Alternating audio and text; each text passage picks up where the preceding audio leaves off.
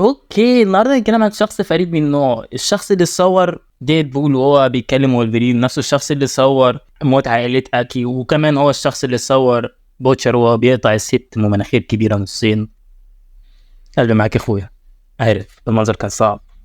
وصورت حاجات كده كتير. كمان هو احتمال يكون بيصورك في حياتك البائسة دلوقتي يا فهير. ولو انت عايز تعرف احنا بنتكلم على مين، فاحنا بنتكلم عن سيد المصور.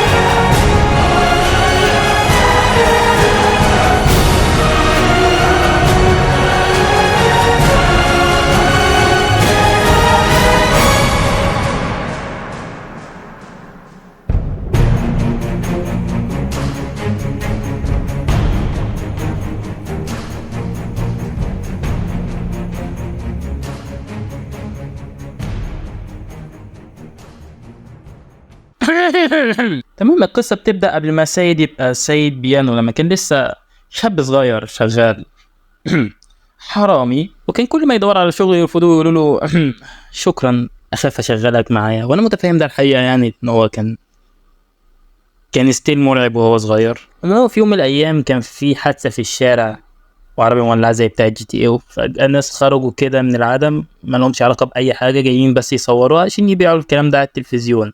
المهم بعد ما الجماعة دول خلصوا شغلهم، سيد راح وسأل الراجل، قال له ايه الشغل عامل ايه؟ قال له لا زي الزفت. قال له طب زي الزفت وما جبت الحاجات دي منين؟ فما دخلش دماغه وراح الراجل سابه وماشي. وبعدها بكام يوم سرق عجلة وباعها وجاب كاميرا وراديو عشان يشتغل، وصور الراجل وهو بيموت وبقى فيديو القناة. واللي كانت الولاية اللي شبه سكايلر وايت دي مبسوطة قوي منه فيها. كمان خد شاب متشرد وضحك عليه وفهم ان هو راجل مهم وخلاه يشتغل معاه ب$30 في اليوم. الله يخرب بيتك يا جدع، انت جاحد. المهم قعد يعلم في الواد، وكانت مهمة الواد بس ان هو يقول له الاتجاهات ويركن له العربية، وسيد هو اللي كان بيصور ويبيع. المهم بيحصل حريق في مبنى وبيسوق بسرعة زي المجنون، وسواق ديدبول بيقولوا الاتجاهات، لكن الاخ بيغلط في الاتجاهات، ولما يوصلوا بيكون خلاص مولد اتفض والناس خلاص خرجت. وبعدين ما سيد يطردوا، وده لا توقعته الصراحة، بيتكلم معاه وبيركبوا العربية وبيمشوا، وده اللي خلانا نحترمه اكتر. ولو عندك فضول تعرف هم قالوا ايه، فالحوار حصل كالآتي: كم مرة قلت لك تشترك؟ بس انت ما قلتليش وانا مش بحب محتواك. فاك يو، اشترك ولا عامل معاك كده بابا بوي. وبعدين بيروحوا البيت فيه اطلاق نار، وبيخش سيد وبيصور الجماعه من جوه رغم ان ده مش قانوني، وبيروح يبيع الفيديو لسكايلر وايت. وبعدين بيكمل عمله غريب في تصوير المصايب. Living a golden experience. My life too lit, it's delirious. I keep that star on my back. Look at my face, can't fear shit. Built to the top like a pyramid. My lineage lit and it's serious. Bring the beat, life like Jorno. Young gang star, flip the kill switch. Jojo, pose, pose, pose. Jojo, pose, pose, pose. Jojo, pose, pose, pose. Jojo, pose, pose, pose.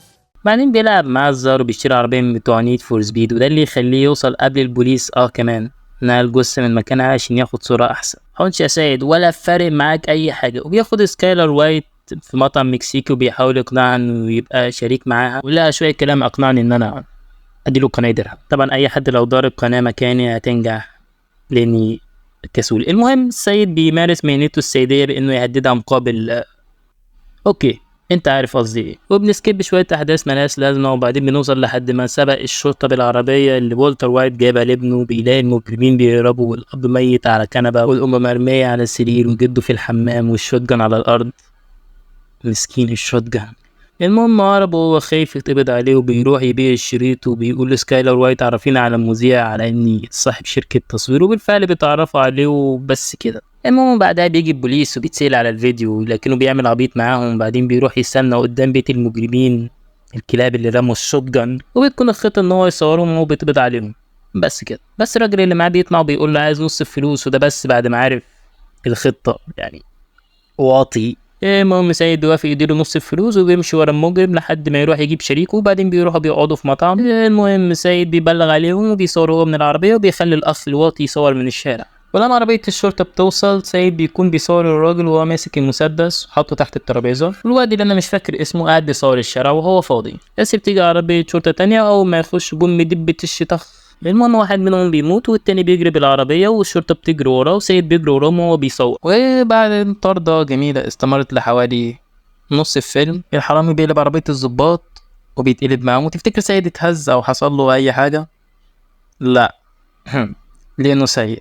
المهم بينزل وبينادي على خيانة عشان يصور ويقول له إنهم ماتوا، بس لا، لأن الأخ كان قاعد جوه العربية ماسك المسدس مستعد الواحد معته زي صاحبنا علشان يقتله. وبعد كده بيخرج وبيلاقي سيد يصوره لكنه بيكبر دماغه والبوليس بيقتله، وسيد بيروح يصور صاحبه ويقول له أي خدمة يا أبو البلد وبياخد منه الكاميرا. وبعدين بيروح يبيع التسجيل وخبر يتعرض على التلفزيون وسيد يتقبض عليه ويتحقق معاه. وبعد ما يحاول على الولاية دي تكشف، لكن لأنه سيد بيخرج زي الشعر من العجينة ويعين شوية ناس جديدة ويقول لهم أنا عمري ما هخليكم تعملوا حاجة أنا ما كنتش هعملها، وده اللي يخوف الصراحة.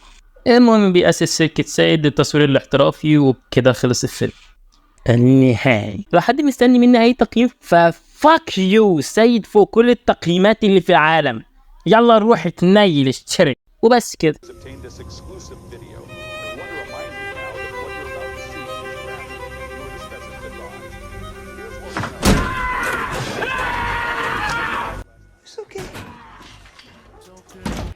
بيبي عادي it's okay، هاتي البوكا وخدي البوكي، قلبك ابيض كوكي يما it's okay. بيبي عادي it's okay، هاتي البوكا وخدي البوكي، قلبك ابيض كوكين يما يما. ضلمة بخور نهدي اعصابنا، بينا نلف ونتصرمح.